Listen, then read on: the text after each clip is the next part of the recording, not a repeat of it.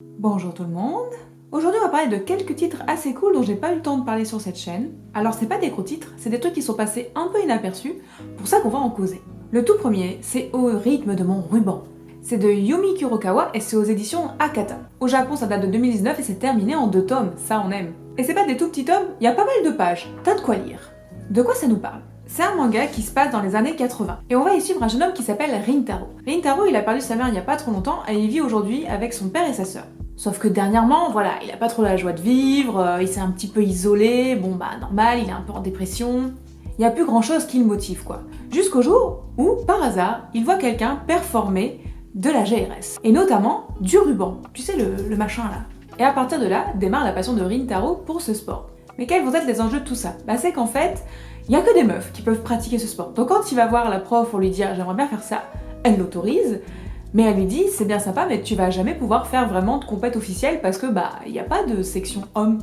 Mais Rintaro, il s'en fout, il veut faire du ruban et surtout il est super doué pour ça. Donc on va le suivre dans ses entraînements, mais on va aussi suivre l'histoire de la famille. De sa sœur qui se retrouve un peu seule femme au foyer à devoir gérer son petit frère et son père. Au père qui est un pêcheur un peu bourru, avec des idées un peu à l'ancienne et qui a juste envie que son fils reprenne le commerce de pêche familial, qu'il vienne avec lui sur le bateau pour apprendre comment on pêche des petits poissons.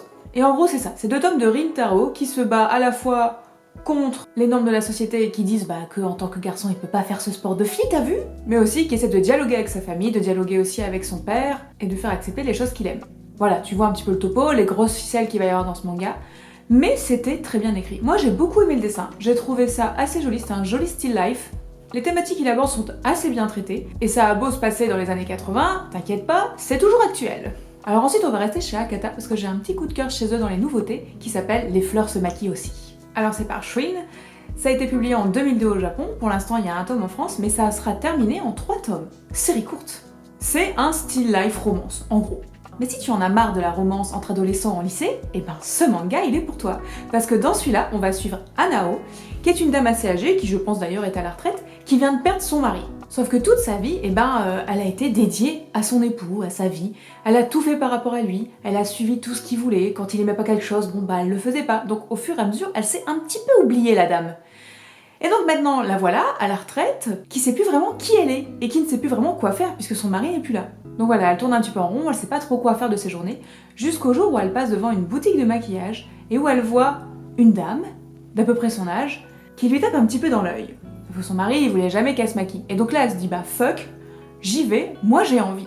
Et en rentrant dans la boutique, elle fait la connaissance de Yoshiko, qui va donc lui indiquer comment se maquiller, lui faire une petite séance de pomponnage, et elle va commencer à se lier un peu d'amitié avec cette dame, et plus ses affinités, tu vois. Et donc ce tome 1, en gros, c'est Anao qui va un peu se redécouvrir, reprendre confiance en elle, et faire de nouvelles connaissances, et surtout s'écouter. C'est très mignon, c'est très bien écrit, le dessin est très cute, un très bon still life. Ne passez pas à côté parce que pareil, il va pas être en tête de gondole, vraiment fouillez, cherchez-le et lisez-le. Autre nouveauté, alors là qui est pas un coup de cœur, mais qui je trouve vaut un peu le détour. C'est YouFormat aux éditions Vega Dupuis. Alors Vega Dupuis c'est toujours un peu YOLO quand je lis des trucs chez eux, c'est qui tout double. Mais ce manga m'a donné un peu la même impression de lecture un petit peu réconfortante que j'ai eu avec numéro 6. Et en fait en allant à côté je me suis dit en fait ça a carrément le même profil que numéro 6, c'est pour ça. Parce qu'à la base c'est une light novel qui a donc été adaptée notamment aussi en animé j'ai vu, et ici en manga. Le scénario il est de Kikuichi Mareo, c'est notamment l'autrice du light novel, donc tant mieux, et le dessin il est de Kisaragi Yoshinori. C'était publié au Japon en 2021, et il n'y a que 3 tomes. On est dans la journée des séries courtes, ça fait plaisir. Pour faire un résumé assez rapide de quoi ça va nous parler, ça va être un petit peu SF, un petit peu dystopie, un petit peu futuristique. En gros, dans le futur, les humains, on s'est tous implanté des YouFormat. Qu'est-ce que c'est? C'est un petit port USB que t'as derrière ta nuque, que tu peux brancher, et par ça on peut accéder à pas mal de choses, d'informations, de souvenirs, notamment les émotions qui sont liées.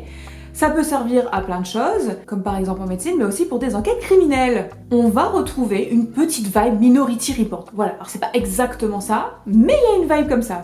Mais avec l'arrivée des YouFormat, t'imagines aussi que maintenant on peut te pirater. Pour enquêter sur ces piratages, il y a des enquêteurs spéciaux. Et nous, on va notamment suivre dans ce manga une enquêtrice qui est très balèze. Mais en gros, pour enquêter, il faut un binôme. Il faut la nana qui enquête directement dans le cerveau des gens, et l'autre qui réceptionne l'information. Sauf que cette meuf, elle est tellement balèze qu'elle met KO tous ses collègues. Donc à la fin, on finit par lui en donner un qui est un androïde. Bon, t'imagines bien, la meuf, du coup, elle est pas très friendly avec les androïdes, elle aime pas trop ça. Sauf que l'androïde qu'on lui a filé en partenaire, il semble avoir une personnalité bien à lui, un peu différente des androïdes habituels. Mystère.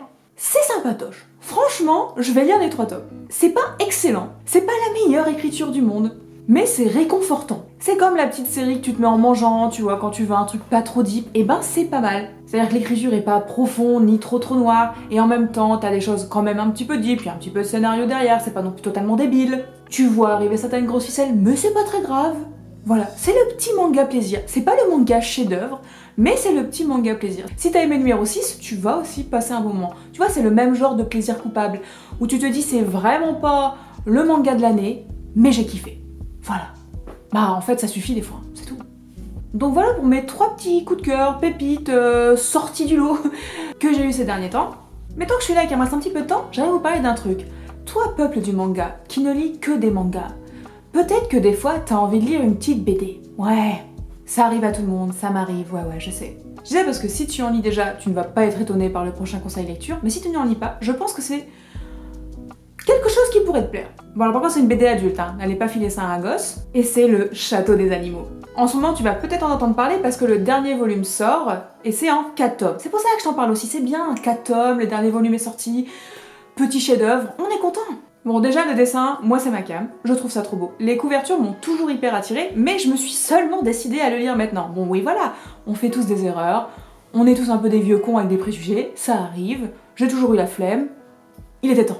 Pour faire court, Le Château des animaux, c'est adapté d'un roman d'Orwell qui s'appelle La ferme des animaux. C'est adapté librement, hein, c'est pas du tout exactement la même chose. Orwell, si jamais le nom te ring a bell, c'est le mec qui a fait notamment 1984, roman de dystopie, de science-fiction hyper connu. Si tu ne l'as pas lu, va le lire, tu vas prendre une sacrée claque, tu vas aussi sacrément être déprimé sur à quel point ce mec avait grave prédit beaucoup de choses qui sont arrivées dans notre société, hein, on s'est fait grave niquer. Big Brother, par exemple, c'est lui, tu vois, 1984. Revenons au Château des animaux. L'histoire se passe dans une ancienne ferme qui a été reconvertie en château et qui abrite notamment des animaux. Il n'y a plus d'humains là-dedans. Ils ne sont plus là, ils sont sur l'extérieur mais pas dans cette ferme.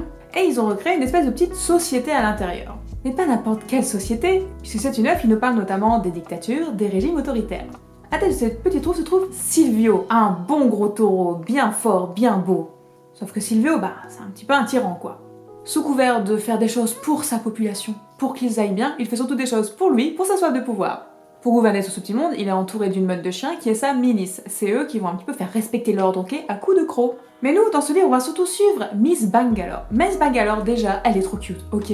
C'est une chatte, elle est magnifique, elle est mignonne, elle est blanche, on dirait duchesse. Miss Bangalore, elle a perdu son mari et elle élève seule ses 2 petits chatons. Donc au début du bouquin, tu vas la voir trimer à ramener des grosses pierres pour construire une grosse tour. Voilà, chacun, par son travail, participe activement à cette société, il met la main à la pâte. Sauf que voilà, les animaux sont pas trop cons, ils se rendent bien compte qu'ils se font un petit peu couiller par ce régime, mais que veux-tu faire? Parce que la moindre petite révolte, clac, t'y passes. Et bien un jour, il y a un saltimbanque, un petit raconteur, qui vient et qui leur conte l'histoire d'un royaume dont le gouvernement autoritaire a été renversé par une révolte pacifique. Bon voilà, c'était sympa, c'était le moment de théâtre, tout le monde rigole. Sauf que ce tyran, il a commencé à planter une graine dans l'esprit de certaines personnes. Et Miss Bangalore, elle va commencer à se dire qu'il y aura peut-être 2-3 choses à faire pour essayer de bousculer le pouvoir en place.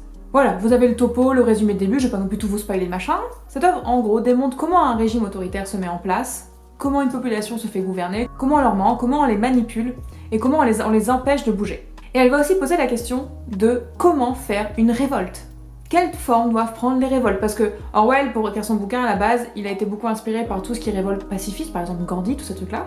Et donc les animaux vont être poussés à plutôt prendre ce chemin. Sauf que bon, voilà, on fait tous un peu des erreurs, parfois en chemin, on change de chemin, hein, et ça donne d'autres résultats. Donc cette question, c'est au cœur, c'est quelle forme doivent prendre les révoltes? Quelles vont être les conséquences, par exemple, d'une révolte violente? Est-ce qu'on va pas nous-mêmes devenir un nouveau dictateur?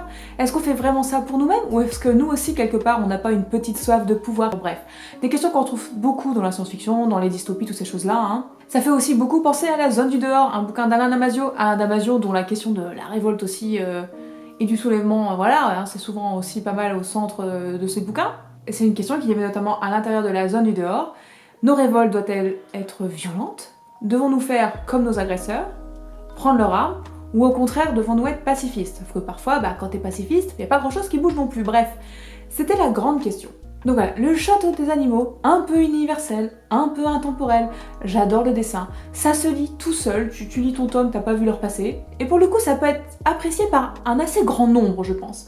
Donc si à la base t'es très manga mais que t'avais envie un petit peu de diversifier tes lectures, n'hésite pas à t'y mettre, et si t'es très BD, je pense que tu l'as déjà lu.